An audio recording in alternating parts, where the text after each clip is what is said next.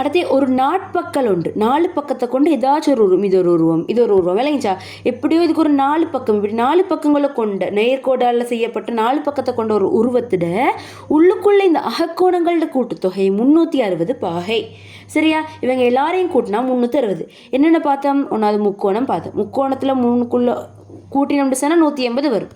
அதே மாதிரி ஒரு 4 பக்கத்தை கொண்டு ஏதாச்சும் ஒரு உருவத்துக்கு 360 வரும். அதோட வட்டத்தில் நடுவில் உள்ள கோணமே எவ்வளோ? 360 பாகை. சரியா? அதோட முக்கோணத்தில் இந்த புறக்கோணங்களோட கூட்டுத்தொகை, இந்த பாருங்க, இந்த வெளியால் நீட்டப்பட்டிக்குது, இந்த கோணங்களோட கூட்டுத்தொகையும் 360 பாகை. சரியா? அதோட நாட்பக்கல் உண்டு இருந்து அந்த நாட்பக்கங்களோட இந்த புறக்கோணங்களோட கூட்டுத்தொகையுமே எவ்வளோ? இந்த புறக்கோணங்களோட கூட்டுத்தொகை, நாட்பக்கள்ட புறக்கோணங்களோட கூட்டுத்தொகையும் 360 பாகை.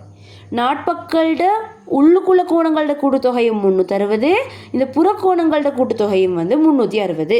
சரியா? புறக்கோணங்களோட கூட்டுத்தொகையும் 360 வரப்போகுது. அதே ஒரு வட்டத்திட அகக்கோணங்களோட கூட்டுத்தொகை, அப்படின்னா அகக்கோணம் இல்லை, வட்டத்தில் உள்ள கோணமே எவ்வளோ?